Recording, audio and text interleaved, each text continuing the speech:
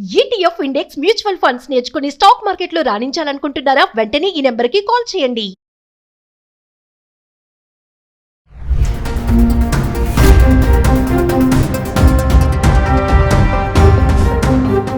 నమస్తే, welcome back to Suman TV. H1B visa మరి మొన్నటి వరకు ట్రంప్ ఎవరు రావద్దు అమెరికాకి అని చెప్పినటువంటి డొనాల్డ్ ట్రంప్ అమెరికా అధ్యక్షుడు ఇప్పుడు మీ అవసరం మాకు ఉంది, మా దగ్గర టాలెంట్స్ లేవు, మీరు వచ్చి మీ నాలెడ్జ్ని షేర్ చేసి వెళ్ళిపోండి అంటున్నాడు. ఇక్కడ ఉండడానికి వీల్లేదు, మీరు వచ్చేసి ఇక్కడ నేర్పించి వెళ్ళిపోండి అంటున్నాడు. మరి H1B వీసాల పైన ఇప్పుడు కొత్తగా మరింత మెలిక పెట్టాడనే అనుకోవాలి. మరి దీనిపైన మరింత సమాచారం అందించడానికి స్టూడియోలో మనతో పాటు ఉన్నారు మేనేజ్మెంట్ కన్సల్టెంట్ సంపత్ సముద్రాల గారు. నమస్తే సార్. సార్, మరి నేను చెప్పినట్టుగా మొన్నటిదాకా ట్రంప్ రావద్దు అన్నాడు, అంటే వలస విధానాలన్నీ అరికట్టేస్తున్నాను. ఎందుకంటే స్టార్టింగ్ నుంచి ఏ రోజైతే అధ్యక్ష పదవి తీసుకున్నాడు అధికారంలోకి అప్పుడే సైన్ చేశాడు, ఇమిగ్రేషన్స్ కానీ వీళ్ళెవ్వరూ రావద్దు మా దగ్గర కానీ. ఇప్పుడు కొత్తగా ఏంటంటే రండి, మీ నాలెడ్జ్ని మాకు ట్రాన్స్ఫర్ చేసి వెళ్ళిపోండి అంటున్నాడు, ఉండొద్దు అంటున్నాడు మళ్ళీ ఇక్కడ నేర్పించి వెళ్ళిపో అంటే దీని అర్థం ఏంటి సార్? వాళ్ళ దగ్గర టాలెంట్స్ లేవనుకోవాలా, అంటే మన వాళ్ళ దగ్గర ఎక్కువ టాలెంట్ ఉంది అంటే వచ్చి ఇచ్చి వెళ్ళిపోండి అంటే దీని అర్థం, దీన్ని ఎలా చూడొచ్చు అంటారు? ఫస్ట్గా చెప్పేది ఏంటంటే, మన దగ్గర మెయిన్ డ్రైన్ అవుతోంది, దీన్ని ఎలా ఆపాలి అని మనం ముందు ఇబ్బంది పడాల్సిన రీజన్ ఓకే. మీరు చూసినట్టుగా అన్ని సీనియర్ పొజిషన్స్లో కానివ్వండి, మంచి టెక్నాలజికల్ పొజిషన్స్లో కానివ్వండి, మన వాళ్ళే ఉన్నారు. అయితే వాళ్ళకి అక్కడ ప్రాబ్లం ఏంటంటే ఎంప్లాయ్మెంట్ ప్రాబ్లం. వాళ్ళకి ఎంప్లాయ్మెంట్ ప్రాబ్లం అనగానే ఒకటే ఏమని అనుకున్నారంటే, వీళ్ళందరూ వచ్చేసి దండుకుపోతున్నారు పొజిషన్స్, అందుకని వీళ్ళని రానివ్వని, నేను రిస్ట్రిక్షన్స్ పెడతాను అని అన్నారు. ఇప్పుడు ఇది ఎలా ఉంటుంది అంటే, అమ్మ పెట్టదు అన్న సామెతలాగా వాళ్ళు చేసుకోలేరు. ఓకే, వాళ్ళు చేసుకోలేనప్పుడు బయట నుంచి వాళ్ళకి రిసోర్సెస్ కావాలి. లేదు, మరి రిసోర్సెస్ ఆపేస్తే మరి మన వాళ్ళని ఎంకరేజ్ వాళ్ళు చేయగలుగుతారా, చేస్తారా అని అంటే, అక్కడ ఏంటంటే నాలెడ్జ్ ఉన్నవాళ్ళు ఉన్నారా లేదా అనేది పక్కన పెడితే, వర్క్ కల్చర్, వర్క్ యాటిట్యూడ్ మనలాంటి మనం ఏది చేయడానికైనా రెడీ అయిపోతాం. అర్థమైందా? మనకి అవసరం. వాళ్ళు దాన్ని ఎంతవరకు రిక్వైర్మెంట్ అన్నట్టుగానే చేసే పరిస్థితిలో ఉన్నప్పుడు, అక్కడ ఉన్న రిసోర్సెస్ ఉన్నారా అని అంటే, ఆయన ట్రైనింగ్ అని అంటున్నాడు కాబట్టి కొంతవరకు ఉన్నారు అని చెప్పచ్చు. ఒకవేళ ఉన్నప్పటికీ కూడా పరిస్థితి ఏంటంటే, their work culture is entirely different. Do they contribute the way మన వాళ్ళు డెడికేట్ చేసి కాంట్రిబ్యూట్ చేస్తున్నట్టుగా చేయగలిగే స్తోమత కానీ, యాటిట్యూడ్ కానీ, పర్సనాలిటీ కానీ అక్కడ దేశస్తులకు ఉందా అంటే లేదు అనే చెప్పచ్చు.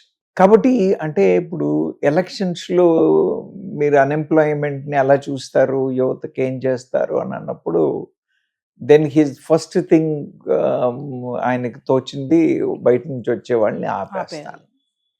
ఓకే, ఆపేస్తావు, బాగుంది. మరి మన వాళ్ళు చేయగలుగుతారా?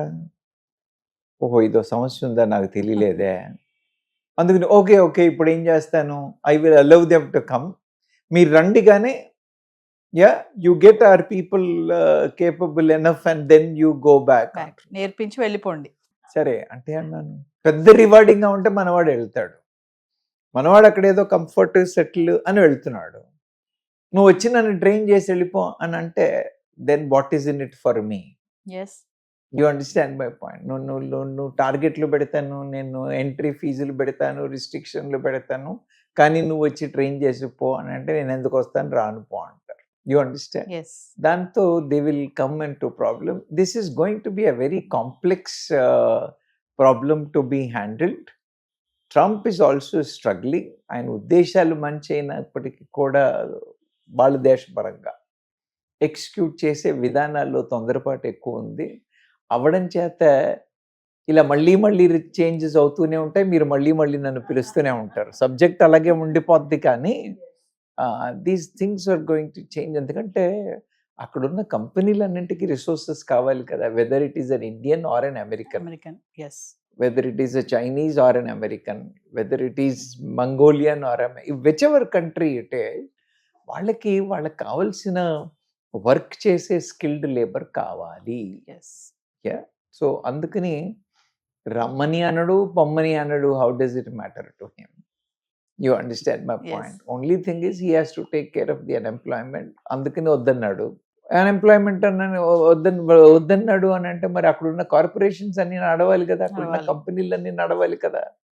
మరి వాళ్ళ పరిస్థితి ఏమిటి అని అన్నప్పుడు లేదు నేను అలా అనట్లేదు, నేను మీరు రండి అన్నాడు.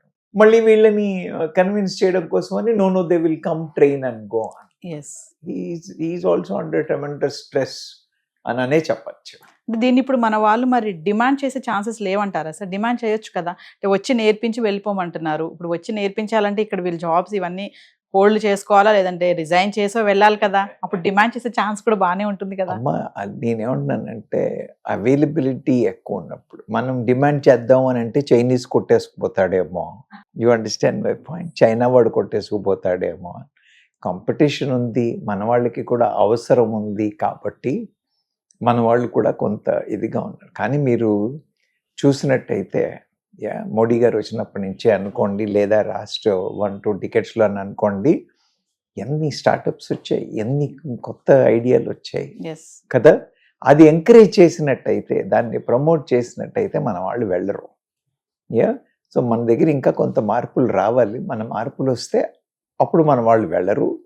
వెళ్ళకుండా మీరు చెప్పిన విధంగా ఇలా అయితేనే వస్తాం, ఇది అయితేనే వస్తాం అంటే కొద్దిగా ఇప్పుడు మీరే చూసారు కదా, ముందు వద్దన్నాడు, అరే మమ్మల్ని వద్దంటున్నారు అన్నాడు. Now he has come step down saying that లేదు మీరు వచ్చి ట్రైన్ చేసి ఉండాలి అన్నాడు. So tomorrow he will come back with see ఇది ఎందుకు పెట్టారు వాళ్ళు? వాళ్ళ దగ్గర రిసోర్సెస్ లేవు, వాళ్ళ దగ్గర ఇబ్బందిగా ఉంది కాబట్టే ఈ H1B కాన్సెప్ట్ని తీసుకొచ్చారు. వాళ్ళకి ఇబ్బంది అయిపోతుంది అని తగ్గించాలనుకుంటున్నారు. కానీ అలా చేయబోతే ఇండస్ట్రీ దెబ్బతింటోంది. అందుకని లేదు మళ్ళీ చేద్దాం అన్నాడు. So it is still in a very what you call a dynamic stage. You will find many more such kind of things coming in both what you call pro and against అనేవి ఇంకా వస్తూ ఉంటాయి. అంటే sir Trump starting నుంచి తీసుకున్న decisions వల్ల, అంటే quick decisions, తొందరపాటు డెసిషన్స్ తీసుకోవడం వల్లే ఈ రోజు ఇలాంటి మార్పు వచ్చిందని అనుకోవచ్చు అంటారా? నేను ఒక మాట చెప్తున్నామా, మార్పు ఏమీ రాలేదు. ఓకే, ఎందుకంటే మన వాళ్ళు వెళ్ళాల్సిన వాళ్ళు ప్రయత్నాలు చేసేవాళ్ళు చేస్తూనే ఉన్నారు, అక్కడ ఉండేవాళ్ళు ఉండనే ఉన్నారు, ఎంప్లాయ్మెంట్ అయ్యేది అవుతూనే ఉన్నాయి. కొంత వీసా రిజెక్షన్స్ అయ్యాయి అని అన్నారు. కానీ మీరు ఎంత చూసినప్పటికీ కూడా ప్రీమియం, నేను ముందు నుంచి చెప్తూ ఉన్నాను, మాస్గా ఉన్న స్కిల్స్ ఉన్న వాళ్ళకి ఆపర్చునిటీస్ పెద్ద గొప్పగా ఉండకపోవచ్చు. కానీ స్టాండ్ అలోన్గా ఉన్న స్కిల్స్ ఉన్న వాళ్ళకి ఇవాళ, నిన్న, మొన్న, రేపు కూడా ఆపర్చునిటీస్ ఉంటాయి. అతను ఆపలేడు, వీడు వెళ్లకుండా ఉండలేరు. You understand my point? Stand out అయ్యే వాళ్ళకి ఆపర్చునిటీస్ ఉంటాయి. ఎస్పెషల్లీ ఐటీలో కానివ్వండి, హెల్త్ సెక్టర్లో కానివ్వండి, మిగతా ఈ అడ్వాన్స్డ్ టెక్నాలజికల్ ఏరియాస్ అన్నింట్లో కూడా ఆపర్చునిటీస్ ఉంటాయి. మన వాళ్ళు వెళుతూనే ఉన్నారు, వెళుతూ ఉంటారు కూడా. ఓకే, సో దాన్ని ఏమో ఆపలేడు. మీడియోకర్గాను run out of the mill అన్న ఇంజనీర్లు కానీ, అలాంటి వర్కర్లు కానీ, వాళ్ళు కొంత స్ట్రగుల్ అవ్వాల్సి ఉంటుంది. వాళ్ళకి ఈ సిచ్యువేషన్స్ అన్నీ వర్తిస్తాయి. బట్ ఆపర్చునిటీస్ ఇంకా కంటిన్యూ అవుతాయా అంటే కంటిన్యూ అవుతాయనే చెప్పచ్చు. కానీ ఏంటంటే వాళ్ళు పెట్టే రిస్ట్రిక్షన్స్ వల్ల మనం కూడా కొంత ఇబ్బంది పడాలి. నేను అనేది ఏంటంటే, ఇబ్బంది పడాల్సిన అవసరం ఉందా? Why are we unnecessarily? మన దగ్గర ఆపర్చునిటీ లేకో, మనం చేయలేకపోతే కదా వెళ్ళి చేయడం. Why are we taking that risk? స్టూడెంట్గా వెళ్తారు, 3 ఏళ్ళు ఓపీటీ అని వెయిట్ చేస్తారు. ఈ 3 ఏళ్ళు ఓపీటీలో టెన్షన్గానే ఉంటుంది. H1B వస్తుందా రాదా. 3 ఏళ్ళు కంటిన్యూస్గా ఎంప్లాయ్మెంట్ ఉంటేనే ఉండాలి. ఎంప్లాయ్మెంట్ మధ్యలో పోయి 60 రోజులు గ్యాప్ వచ్చిందంటే మరి ఇంటికి వెళ్ళిపోవాలా, లేకపోతే ఇల్లీగల్ అయిపోతామా, పనికి మాలిన పనులు చేసి పనులని చెప్పుకుంటామా? This the confusion for the student. H1B వచ్చిన వాళ్ళకి కూడా వాడికి రెగ్యులర్గా రెన్యువల్స్ అవుతూ ఉండి గ్రీన్ కార్డ్ వచ్చేంత వరకు లక్షల మంది వెయిటింగ్లో ఉన్నారు. మనకి ఎప్పటికొచ్చాను?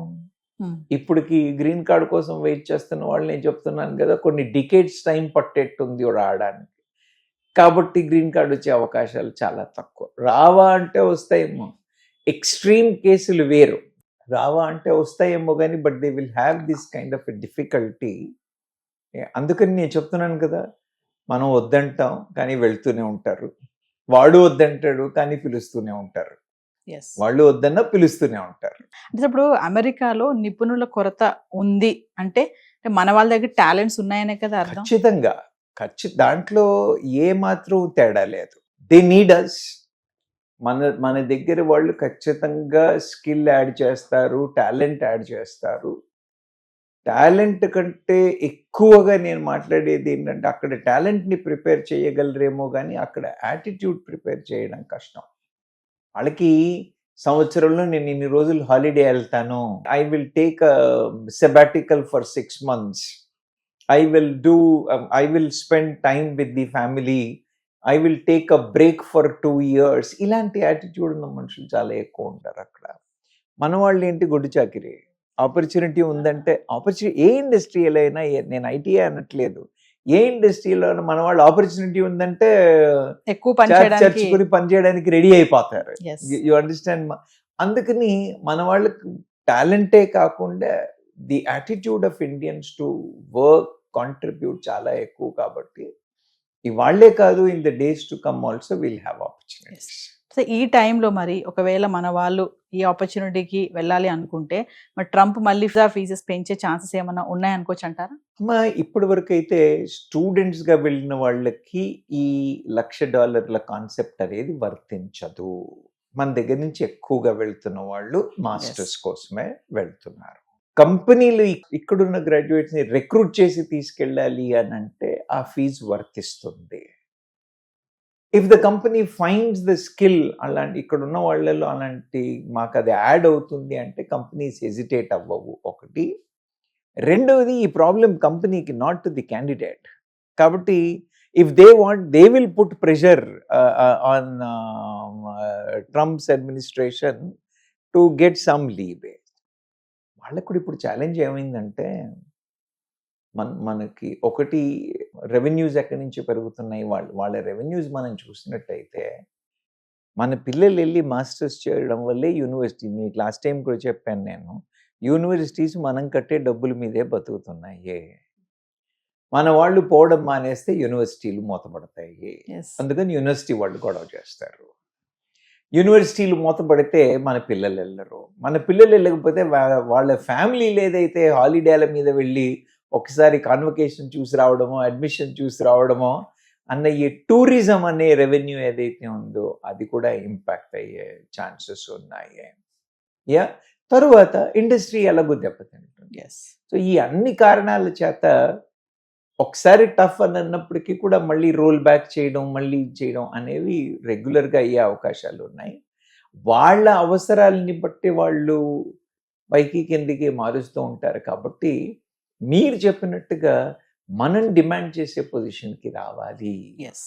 మన దేశంలో విద్యార్థులకు కానీ ఎంప్లాయీస్కి కానీ మనం ఇంకా అట్రాక్షన్ పెంచాలి, మనం ఇంకా ఐటీ హబ్స్ పెంచాలి, మనం ఇంకా ఐటీ పార్క్స్ పెంచడము, స్టార్టప్లకి ఇంకా ఎంకరేజ్మెంట్లు పెంచడము, వాళ్ళకి ఇంకా సపోర్ట్ చేయడము, తర్వాత మన లివింగ్ కండిషన్స్ని కూడా ఇంకా ఇంప్రూవ్ చేయడము, ఇవన్నీ రాను ఇంకా పెరుగుతూనే ఉంటాయి. It's going to be what you call tough situation in the days to come.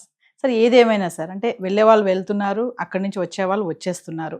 అయితే ఇప్పుడు మనం అనుకున్నట్టుగా ట్రంప్ నాలెడ్జ్ ట్రాన్స్ఫర్ చేసి వెళ్ళిపోండి, వచ్చి నేర్పించి వెళ్ళిపోండి అని అంటున్నారు. ఇటువంటి ఆపర్చునిటీ కనుక ఎవరికైనా వస్తే మరి వాళ్ళకి కొన్ని కన్ఫ్యూజన్ ఉంటుంది, వెళ్ళాలా వద్దా, మరి ఇప్పుడు నేను ప్రెసెంట్ మంచి ప్యాకేజ్లో ఉన్నాను, అక్కడ ఇంకొంచెం ఎక్కువ వస్తుంది, నేను డిమాండ్ చేయొచ్చు, అంటే ఇక్కడ వదిలిపెట్టి నేను వెళ్ళి అక్కడ చేసి రానా అనే డౌట్స్ లో ఉన్న వాళ్ళకి ఫైనల్ గా ఏం చెప్తారు? నేనేమన్నానంటే, అలాంటి వాళ్ళు ఎలా వెళ్ళాలి అని అంటే, నేను 2 ఏళ్ల ప్రాజెక్ట్ మీద వెళ్తున్నాను, 4 ఏళ్ల ప్రాజెక్ట్ మీద వెళ్తున్నాను అన్న మైండ్ సెట్ తోనే వెళ్ళాలి. They have to go with that mindset, make big amount of money, negotiate a great package, you understand, negotiate a very good package, very good facility, అన్ని సరిగ్గా నెగోషియేట్ చేసుకుని గొప్పగా సంపాదించుకుని ఆ 4 ఏళ్లలో వచ్చేయాలి. అలా వెళ్ళాలి. మైండ్ సెట్ అలా ఉండాలి. మైండ్ అలా ఉండాలి. వెళ్ళి I will make the best use out of the opportunity అని వెళ్ళాలి. వెళ్ళి they have to make the best use out of the opportunity and come back. నేను అక్కడికి ఎలాగో వచ్చింది కదా, నేను ఇప్పుడు వెళ్ళాను, then I will try to settle down అని అంటే ఈ కన్ఫ్యూజన్, స్ట్రెస్ Yes. యాడ్ అవుతూ ఉంటాయి. Yes. అవి యాడ్ అవ్వకూడదు అని అనుకుంటే ప్రాజెక్ట్ మైండ్ సెట్ తో వెళ్ళి, ఆపర్చునిటీస్ వస్తే తీసుకోవద్దు అని అనట్లేదు, ప్రాజెక్ట్ మైండ్ సెట్ తో వెళ్ళి make the best out of it and then come back. That will be my correct advice. కానీ కొంతమంది ఏంటంటే మీరు అన్నట్టుగా ఆ ఆలోచనతోనే వెళ్తారు, కానీ వెళ్ళాక మైండ్ మళ్ళీ చేంజ్ అవ్వచ్చు. అంటే ఇప్పుడు ఇంతకు ముందు వెళ్ళిన వాళ్ళందరూ కూడా అలాగే వెళ్ళేవాళ్ళం, అక్కడే సెటిల్ అవుదామని వెళ్ళిన వాళ్ళు చాలా తక్కువ. కానీ అక్కడ వెళ్ళిన తర్వాత then they get use to it, అందుకని ఉండిపోవాలి అని ఆలోచిస్తారు. అయితే ఒక 2 డికేడ్ల క్రితం, ఒక డికేడ్ క్రితం అయితే వెళ్ళిన వాళ్ళకి ఆపర్చునిటీస్ దొరికాయి, స్కేర్సిటీ ఉండింది కాబట్టి ఇబ్బందులు పాల్పడలేదు.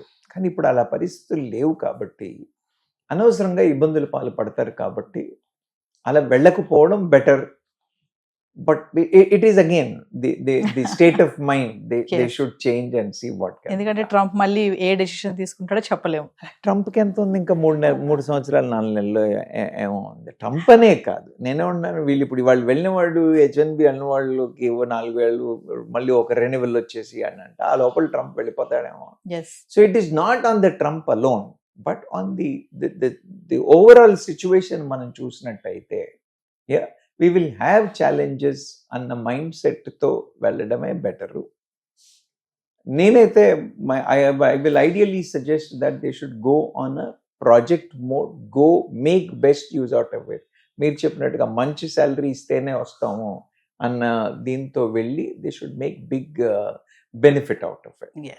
ఆ తర్వాత if they get continuous opportunity అంటే ఎప్పటికైనా అంటే ఫ్యామిలీస్ తీసుకెళ్లే వాళ్ళకి ప్రాబ్లం. ఊరికే బ్యాచులర్స్గా ఉన్న వాళ్ళు లేదా సింగిల్గా వెళ్ళిన వాళ్ళకి పెద్ద ఇష్యూస్ లేవు, కానీ ఫ్యామిలీస్, పిల్లలు ఉన్న వాళ్ళు తీసుకుని వెళితే ఈ uncertainty will have a negative impact on the family or the career and education of the children. కాబట్టి they should take care of that. Thank you sir.